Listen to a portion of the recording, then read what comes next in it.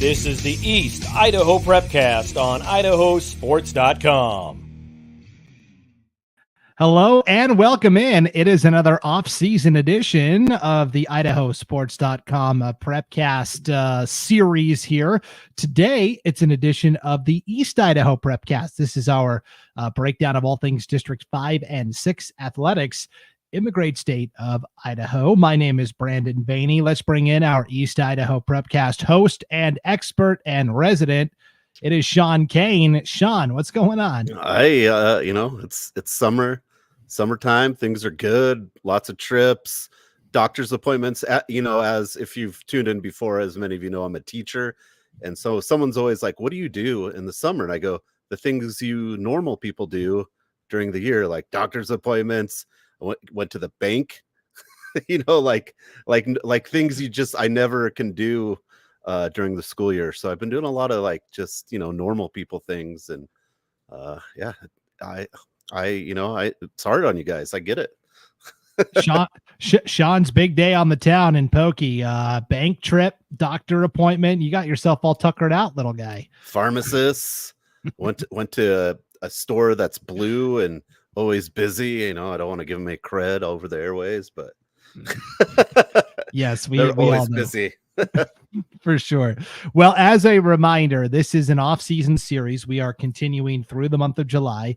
You're on IdahoSports.com. We did this in June as well, where basically once a week we're bringing you an off-season interview with someone of note. And the idea was to do 2 interviews from each of our 4 regions that we cover throughout the school year. You're on the IdahoSports.com network, and that is the North Idaho Prepcast, the Treasure Valley Prepcast, which is Boise area, the Magic Valley Prepcast, which is Twin Falls area, and then, of course, the East Idaho Prepcast, which is Districts 5 and 6. Our first East Idaho Prepcast interview was back in June. We had Highland baseball coach Christian Colonel on. We went a long time, Sean, but man, it was a really good conversation, and we covered a lot of diverse topics when Coach Colonel came on to talk to us. Yeah, he probably should write a book. That journey is incredible. Lots of peaks and valleys in it, and just a great resource for young athletes to have him in that coaching position because, he's been there, he's done it. And we learned so much about a great East Idaho coach.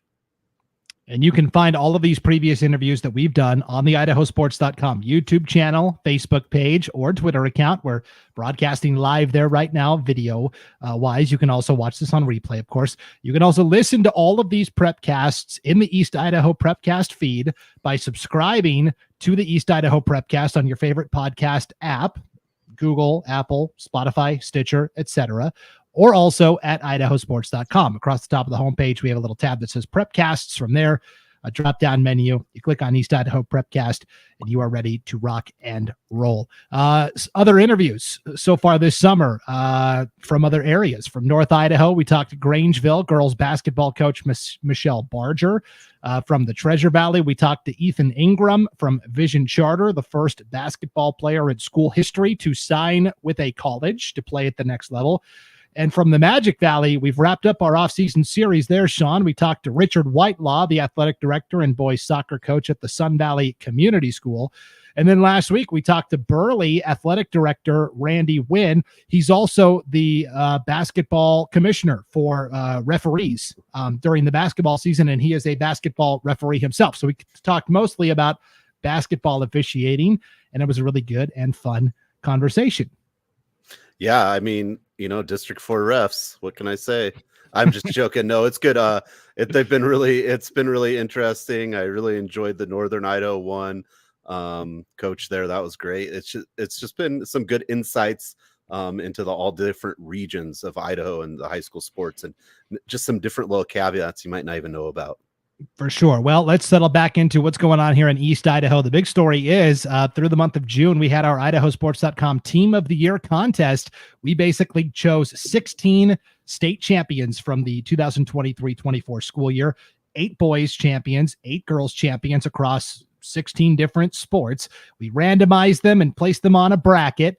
And each week there was a round of voting, but we got all the way to the final round in the final week of June. It was the Orofino baseball team and the Sugar-Salem Girls Soccer team. And darn it, if those diggers didn't win something else, Sean, they've got so much hardware already. And now they won our fun contest we did for the month of June. I mean, it was close, right? Sugar-Salem Girls, 55% of the vote. Orfino Baseball, 45%. So, I mean, it was close. At least it wasn't a landslide like sometimes it is for those diggers. Definitely. And we had over 1,000 people vote in that final round, which is just tremendous. So big thanks to 1,000 people in Sugar-Salem area. I mean, come on. Well, you could vote once a day, so you could spread that out over 5 days too. But we're going to bring on a guy who probably could be the mayor of Sugar City if he really wanted to. This guy knows about everything there is to know about Digger Nation. It is our IdahoSports.com colleague, the PA announcer for pretty much every Sugar-Salem athletic event, and no better guy to talk about this girls' soccer team from the past school year. It is our IdahoSports.com colleague, Lance Taylor. Lance, hello. How you doing, guys? Great. Yeah, fantastic. Better now that you're here, Lance. Thanks for doing this. Yeah, of course. I don't know if I'd win mayor. You know, our mayor is awesome here, Steve Adams. He is an awesome mayor. He's a Snake River alum, but he's taught up at the college near here in Rexburg for years, and he's a very good mayor. Yeah, I don't want to start any political controversies here. Yeah, so, maybe someday I'll run. You know, if that salary goes up to a couple $100 a month, I might have to throw my hat in the ring and double my Idaho Sports pay. Hey, not every street can be called Lance Taylor Drive or whatever. I mean, come on. that is right. Hey, I am excited though because it's nice to see Sugar finally win something. You know, dang it, they're in the basement of almost everything and absolutely take that woodshed beating all the time. So I'm glad to see them finally win. Well, let's just really quick overall year for Sugar-Salem. Football champions for the 5th time in 6 years. Did I get that right? And you got to remember the one they lost was in double overtime on about the 1-inch line. I don't think Carson Harris is ever going to get over that. But that was a great game. I mean, Weezer earned it, and it was awesome. Yeah, Brett Spencer made that tackle in double overtime. But Sugar decided to go for the 2-point conversion in the win. They could have taken the extra point and extended it to a third OT. So 5 football titles in 6 years. That was bookended by the program's first ever state baseball championship this past spring. And then you have this girls' soccer title in the fall. So am I missing any, Lance? It's hard to keep track of all of them throughout the boys also took soccer in the fall. Yes. And you had, I think this was the first year in like 9 that the boys cross country hadn't won state. And just about 3 or 4 years ago that Sugar won all the winter sports. And they were the first team since 1983 when Meridian did it to win boys, girls basketball and wrestling as well. So no matter which champion we chose from Sugar-Salem's menu here of items, we knew that they would probably do pretty well because Digger Nation is obviously so supportive of all of the young men and women in that community. It happened to be the girls' soccer team. They happened to win the IdahoSports.com Team of the Year contest. Lance, we knew coming in that this would be a popular idea, but having over 1,000 people vote in the final round, hats off to Orofino. Obviously, their community came out, but so did Sugar-Salem. It's just remarkable. Yeah, you know what? It's amazing what these small communities do. You know, we've talked about it many times that your small communities just really get out and support their teams. It's a lot of fun to watch. I mean, I went to high school in Malad, Idaho, and I was Dragon and I remember the Logan schools, much bigger than us. But I remember their girls from the different schools over there would always come back in those days in the 80s and play Malad in basketball because they said this is our only opportunity to play in front of a full house. Malad was a small town, and they said we're used to, and these were big schools. They were graduating 500-600 kids a year. These other schools, and they're like, we're usually playing in front of a couple dozen people max. And they'd come over and get to play in front of a full house. So I remember back then they didn't even require a return trip from our girls. They'd come over and play every year because it was opportunity in a small town to play in front of a full crowd.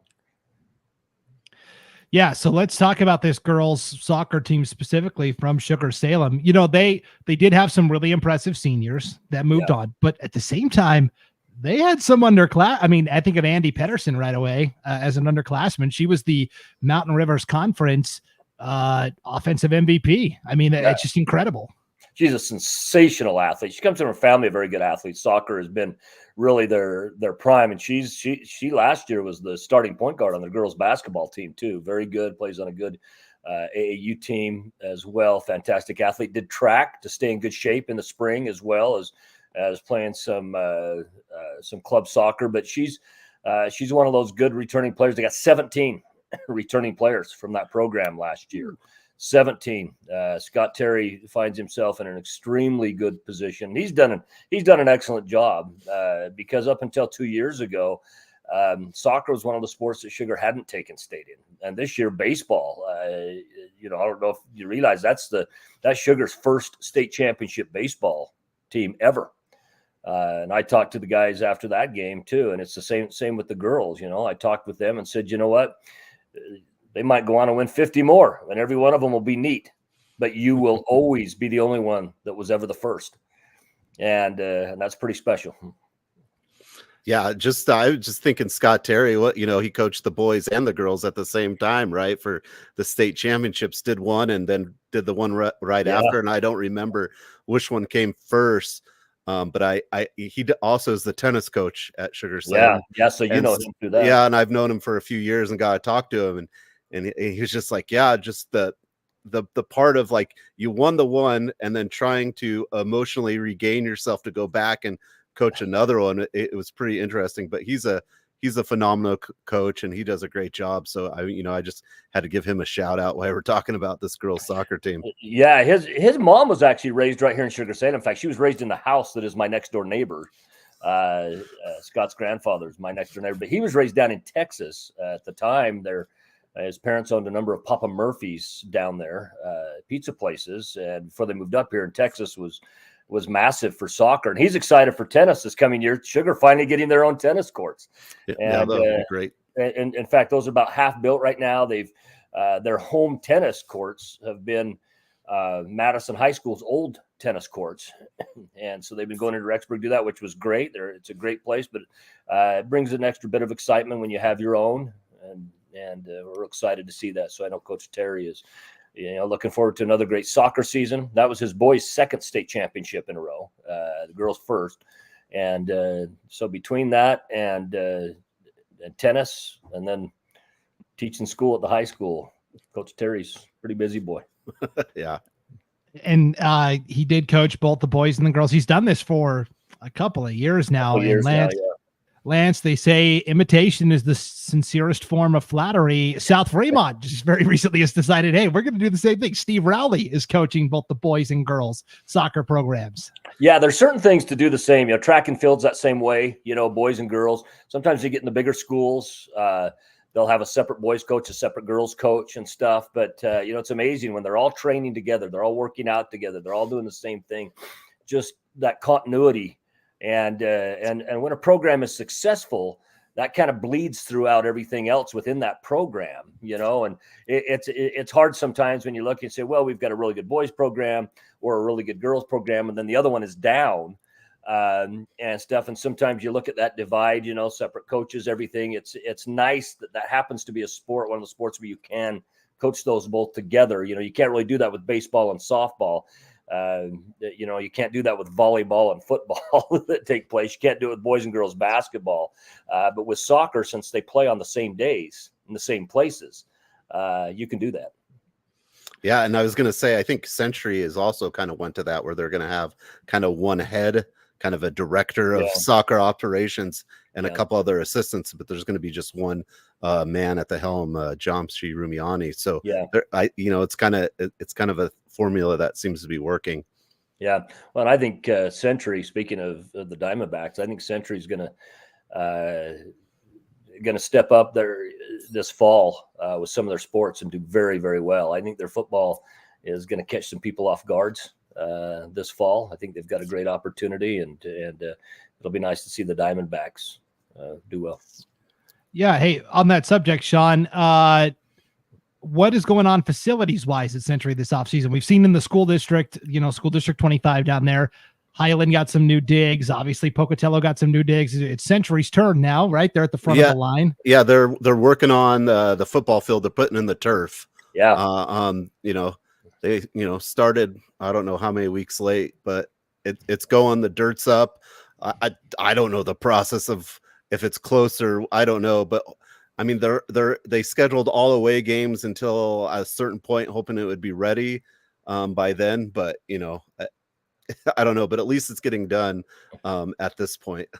And go ahead, Lance. I just say I drove past. I was on I-15 coming back from Utah about a week and a half, 2 weeks ago, and I noticed it looked like it was prepped to the point ready to lay down turf. It's a beautiful setting. You're right there off of Interstate 15, right up between the freeway and the mountain. It's a beautiful setting. Heck, you could dang near pull your car over to the emergency lane on the freeway and watch a good ball game. It's in a great spot. Yep. And I think I did see Century has a quote unquote home game with Burley early on. That's actually going to be played at Highland, provided that field isn't ready in time. And so that's nice that Highland's able to help out there. But I remember talking to, I think we'll get back to Sugar-Salem in a second. We're kind of diverting here to talk some Pocatello stuff. I remember talking to Tanya Wilkes. She is the athletic director for the entire school district 25 down there in Pocatello. And she said the goal was to get turf fields at all three high schools, not just for football, but for soccer and for other sports. And she said the goal eventually is to get a state soccer tournament over in East Idaho. And I thought, Lance, that was a great idea. I think it is too. I mean, soccer's big over here. It's a great place. Soccer is a growing sport anyway. And particularly here in the U.S. And I think East Idaho soccer can be very exciting.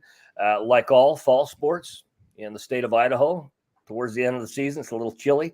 In fact, a couple of years ago, the girls up at State, I want to say it was maybe 3 years ago, it snowed on where they were at. And so, you always got those challenges, but that's the great thing about East Idaho, man. You're going to play in a lot of different things, but I think it would be a great place to hold a tournament. I mean, when you look at the new field that you got there at Pocatello, the new field at Highland, the new field at Century, they're all in good, convenient locations. Maybe Davisfield for the championship. Yeah, Davisfield. I mean, we field. Held a big track meet there this last year as well that was covered by IdahoSports.com, the DirectCom Invitational, which is, I think, to be honest with you, and I'm a track and field junkie that helped pay my way through college, I think Davis Field is as nice of a track as you're going to find anywhere in the country. I mean, it's a beautiful place. I think, I know the track and field is always held out in the Boise Valley out there, but, I would love to see more things held in East Idaho. You look at the Mountain America Credit Union Arena that's in Idaho Falls. Just went a great place. Idaho State even played some basketball games in there last year. Hillcrest played some basketball games in there last year as well. So it's a great, East Idaho is a great place, and the fishing's unbeatable. And they did announce that some state events will start coming to Mountain America Credit. Volleyball and cheer and dance will be coming over to East Idaho. Yeah, because cheer and dance for a long time, that rotated between Holt Arena and the Idaho Center, up in Nampa. And I think, I don't know if you've been in the Mountain America Center. I went and had an opportunity to watch Idaho State's men's basketball team there last year, and it's a great place. I mean, it is a great venue. Yeah, it's phenomenal. I saw Boise State, St. Mary's men's basketball and a Dropkick Murphys concert, and so it's perfect. It's I'm really impressed. It's not like they built something to be like, okay, they build it. I think just right. You know what I mean? All the things needed to be a good venue. So it'd definitely be great. And they've redone the parking by Davis Field. So yeah, I mean, East Idaho, between Pocatello, Idaho Falls, Rexburg, Rigby area, we have as much stuff, and it's the same distance as if you're downtown Boise driving to the Idaho Center. So I think logistically, it's going to be something coming, because I know there's a lot of calling out for that between coaches and things like that. So hopefully it's coming. Yeah, I hope so. Well, it seems like every offseason, there's always a litany of coaching changes statewide that I've got to go in and update on our site. And it seems like more recently, too, there's been a litany of athletic director changes as well. There's several in East Idaho, too many to name in one show. But Lance, correct me if I'm wrong, Sugar-Salem is going to have a new athletic director starting this next school year. Yeah, they are. What's happening is Tyler Richards, who's been the football coach, there's a new like CET building being built that'll be part of the school, and he's going to oversee that and still remain football coach. And then got a new athletic director. It's good time. New volleyball coach in Sugar after 3 straight state championships. Didn't go to state for a couple years. Hired Tasha Peterson as the volleyball coach. Very, very sensational athlete. Her husband was a college basketball player at Rick's College and Brigham Young University, and she was a great volleyball player. So you get to see that as well. But yeah, there's a ton of changes. I mean, the carousel that happens during the summer, like I said, too many to mention. Definitely. So we're looking forward to fostering that strong relationship with Sugar-Salem, new AD. Of course, Coach Richards still going to be coaching that football team to excellence. And Lance, of course, you are the public address announcer for pretty much every Sugar-Salem sporting event. Sean is in that brotherhood as well. He is the PA announcer for Century High School. Sean, you love making a big production. You get the video package together and the intro music, and you really make it. Lance, do you have any PA tips or secrets that you want to share with us? I don't know about tips or secrets. It's just a matter of, I think I'm frozen here. Yeah, anyway, we can still hear you. It's your good side, though, so it's all right. Well, it's a good thing I'm frozen because I was picking my nose, so it's a really good. No, I wasn't. No, the thing about the PA announcing is this, and Sean will tell you this, is sometimes the game itself doesn't always offer the entertainment that we hope. There's times games are blowouts. We've all been in them, stuff like that. And one thing about PA announcing, in fact, when we started to really make it a big thing at Sugar, it's been about 12 years ago or so. We said we want to offer kind of a game inside the game for people, and have fun things, with the announcing, make it fun, get people involved, give them a reason that if the game's not a great game, to stay in the seats. Because the school, when people stay in their seats, as far as staying there at the event, they make more money from the concession stands. They do all that. So have fun, have good music, have fun, have giveaways, things that are a lot of fun for the fans. And help make it not just a game, but an event. I think that's one of the things that a PA announcer can do. And shorten your senior things. That's all I ask. Oh, we tighten ours up so big. It's just those things can go on forever. Some years I remember in football, for example, here at Sugar, there's been years we've only had 6 or 7 kids graduating. 2 years ago, off that state championship football team, we had 26. The graduated off that team, and we told the kids to turn in their bios. Gave them certain questions, and some of course, their parents write it for them, usually their mother, and a couple of them wrote novels. And I'd say, nope, I'm just taking a couple lines and going with that. And I think we got through 26 players in about 5 minutes. Wow. Yeah, I do some PA discretion. I go, you can give me this, but I'm only gonna read what I want. That's right. I can read the words on the teleprompter. Well, the problem is if the athletes write them, sometimes unless you have a chance to read it beforehand, it's not always appropriate. So you got to be careful. If the parents write them, it's usually appropriate, but oftentimes very, very long. So it's nice to let parents know beforehand. Hey, just one little teeny statement. Maybe just a quick plan that they have after high school, as college, a mission, whatever it is, in this area, and then go on from there. Yeah. Definitely. Well, speaking of the big senior classes that Sugar-Salem has on the football team, they always seem to borrow a player from the soccer program, right? To come kick for the Diggers. There's always one. A couple of years ago, kind of a pioneer in a way, Sonny Benyon came over to kick from the girls soccer team, and she was a fantastic kicker for the Diggers. She was awesome. Team. In fact, when they played Shelley that year, their main kicker was out, and she ended up going 3 for 3. 2 of those 3 were from over over 35 yards, and then an extra point to go, kicked all of her extra points that game. Because I think they had 42, 44 points, somewhere around there. And she's, of course, playing college soccer. Talked to her parents the other day. As a matter of fact, her father got to be the greatest high school defensive coordinator there is. He is phenomenal. Her mom was a national champion CrossFitter on that Ute CrossFit out of Utah that won as a team. So she did very well for us. And Coach Dan Benyon has also spearheaded the weight room, right? Strength and conditioning for Sugar. We've talked about it before, Brandon. That's been the biggest difference in Sugar sports over those years. I felt in the 15 years that I've lived here in Sugar, other than those 6 teams that went to the state championship game, those 5 that won, I felt there were 2 or 3 other years that Sugar had enough natural talent, just raw athletic talent to be state champions, but they were missing that weight room culture. He came in, you walk in Sugar's weight room, it's like a college weight room. I mean, it is fantastic. He got rid of all machines. He said, get rid of these machines and pulleys. We're going to get back to what works. Push and pull, with free weights. He is extremely good, and the thing is it's like the morning time during the summer, every morning. Now they're at a camp down at Southern Utah University this week, but on the other times when he's here, it's like you got football at this time in the morning, followed by volleyball, followed by soccer, followed by cross country and stuff. So it doesn't matter what the sport is, they're weight room kids. And Sean, that's probably the biggest question I get from people. They know we're on talking about East Idaho. Why is Sugar so good and everything? What is the secret? And I think that's it. It's that weight room culture that's been instituted, Sean. Yeah, and I would agree. Like, I kind of posed this question to some other coaches in East Idaho, and I go, why is East Idaho always so good? Like, we're competitive in pretty much every sport.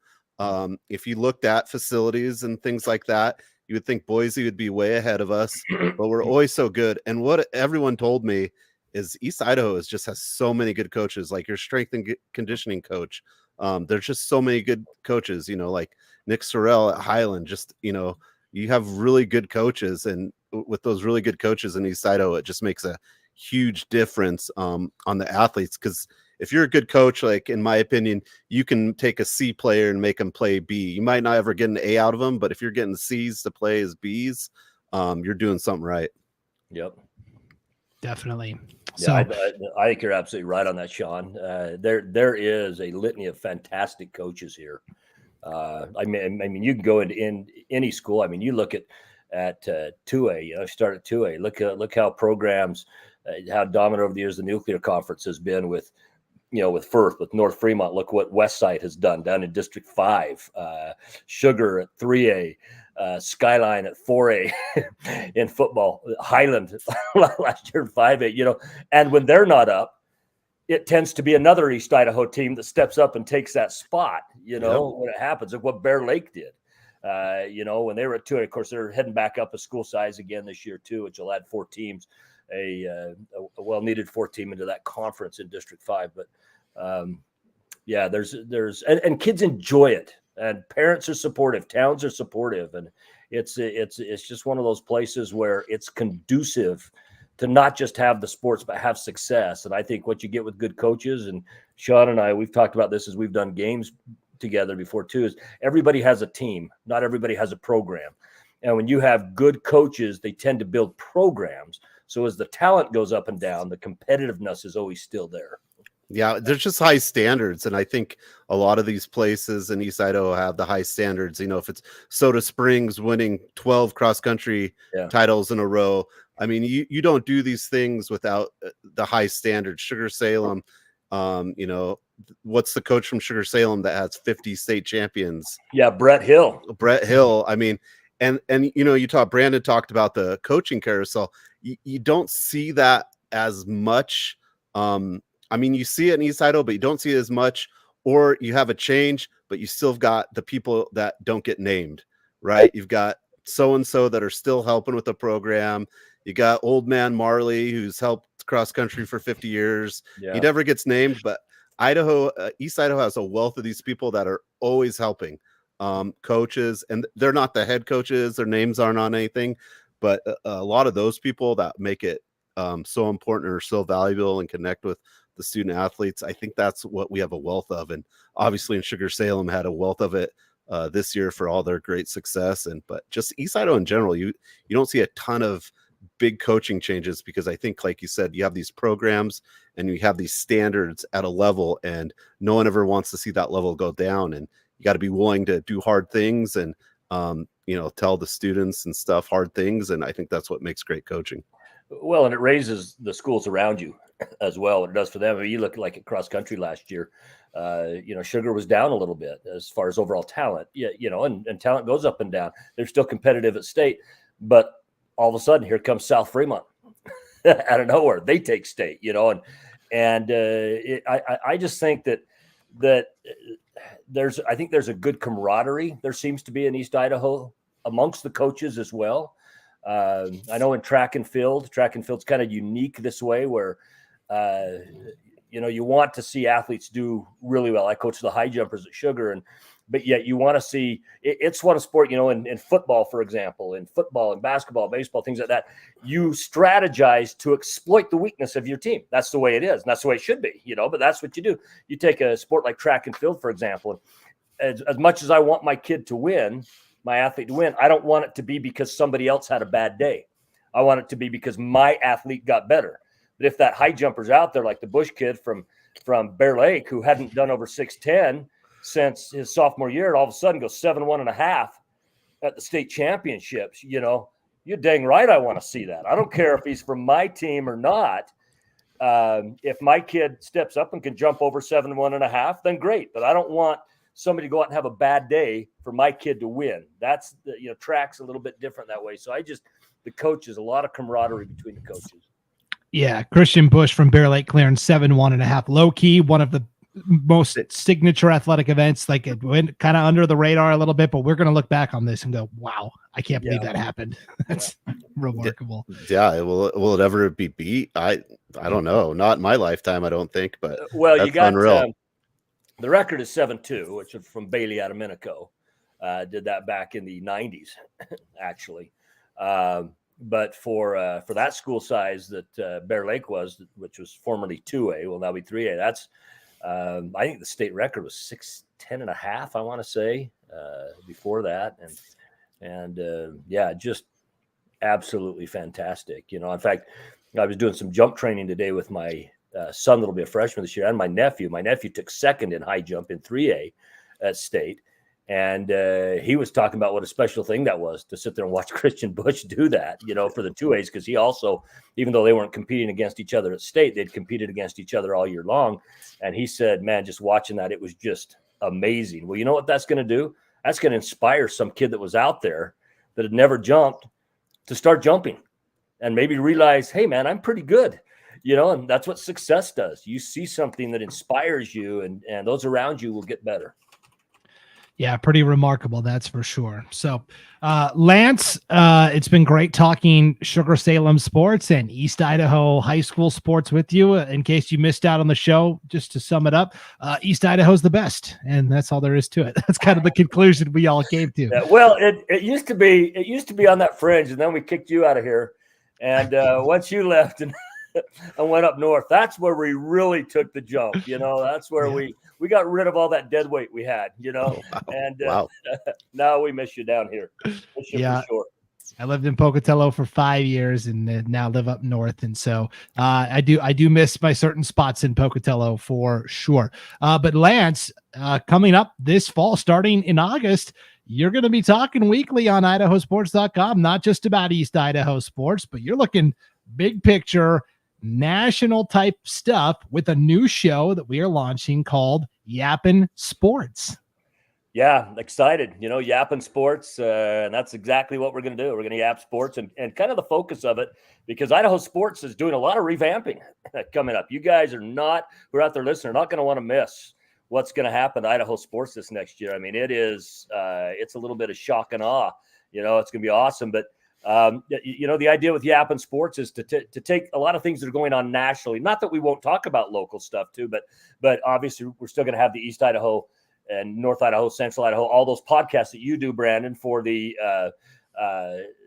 for the high schools to talk about those. We got another one that will kind of focus on the colleges coming up. And mine is to focus on kind of national things, whether they're, anywhere from the NIL to, we were discussing today some, all the people that have been suspended during the offseason from pro sports, college sports, things like that. A lot of things are going on. And just talk about those things nationally, especially how they affect and pertain to Idaho sports. NIL is a big one. We'll just touch just real quick. NIL is a big one. I mean, Boise State plays in the FCS.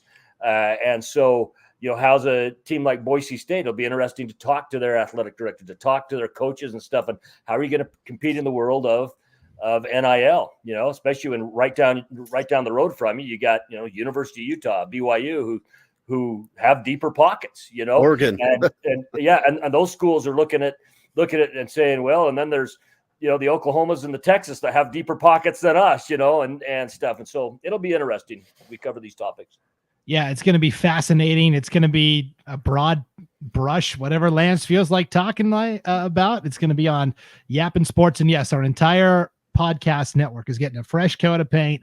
We're adding a couple of new shows, including Yappin' Sports. And Lance, we just finished the show intro earlier today. I've got it queued up and ready to go. This will give all the fans out there an idea of what to expect coming this August. The ACC is looking very tough. They are every year. They used to be the premier basketball conference. The Big 12 has kind of taken over that. There's a lot of problems in the world today, but sports is our safe haven, right? The other thing to talk about is the NIL. It's a changing landscape right now. The NIL is just such a difficult thing to grasp. Well, so much for that. But don't worry, Lance Taylor's got you covered with Yappin' Sports. Players getting in trouble all over the place in the NFL. I mean, just yesterday, cornerback Sutton, the Steelers, suspended for 8 games. Lance takes the national sports stories and forecasts how they might affect our local athletics here in Idaho. Of course, earlier this summer, one of the things they talked about is athletes being employees of the university, and that brings some different legal ramifications. We're going to get into those a little bit later on in the show. Yappity yap, don't talk back. It's Yappin' Sports with Lance Taylor.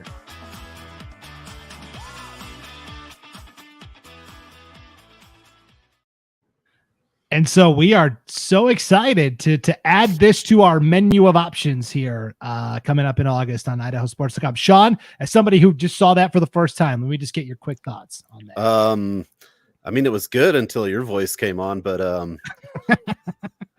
I know I'm just joking. No, it's good. It's pretty interesting. There's just so much information and things travel so fast now. It'll be nice to kind of get a localized one place shop all kind of take on these issues. Cause I mean, stuff flies out so fast right now, right? It's hard to kind of keep your thumb on it. Yeah, Lance. And that's the whole idea, is to offer something that we're not currently offering. And you're going to bring that big perspective in terms of what's going on nationally and how it might relate to maybe one day what's going on in Idaho. So yeah, very exciting. Very exciting. Okay. Well, Lance, stone-faced as always. His camera froze about halfway through. But we never lost your audio, and that's the most important part. Hey, we appreciate you coming on for our final off-season Prepcast on the East Idaho Prepcast. I know you got a busy schedule, so we appreciate you fitting us in. Happy to do it. Thanks. Good to see you, Sean. Good to see you, Brandon. All right. Take care, Lance. See ya. All right, Sean, there you go. And we are done for the off season here. The next time you and I are talking, it'll be back into the weekly grind for season 4 of the East Idaho Prepcast, believe it or not. Well, you just have to tune in to see. It's kind of like Games of Thrones. We don't know what's going to happen. There's always the next season. Maybe we haven't finished the book yet. We'll just figure it out. It'll be good. I think there's going to be a lot of exciting things going on. And I mean, let's be honest, who doesn't want football to start, right? It's kind of that everyone's excited about football. And I mean, I kind of am. Right now is Wimbledon tennis. That's my favorite tournament. So at least I've got that. But once Wimbledon's open, I guess there's the Olympics. I don't know. Yeah, it's something called the Olympics, and we're going to have some Idaho athletes competing in that, by the way. That'll be great. Yeah. Yeah. So yeah, summer's like halfway through. I have jury duty, so it's coming up here soon. So hopefully I don't get called for my civic duty, but we got lots going on. Going to see Blink 182 this week again. That's a pretty common topic for me on this podcast, but going to see Blink 182 down in Salt Lake Thursday. So yeah, it's kind of crazy. It's crazy how small things can get really big, like Blink 182. Kind of like, Idaho Sports is kind of a smaller thing, but it's getting a lot bigger, and it's going to get a lot better coming in the coming school year. Yep, for sure.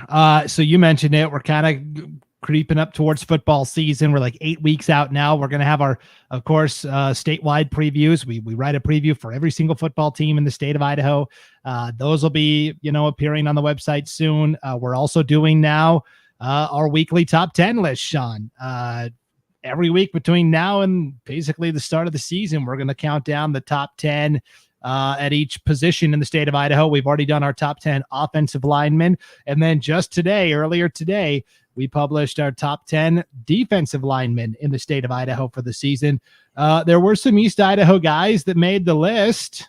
We had Garrett Nelson from Firth. He was on the team or on this list last year.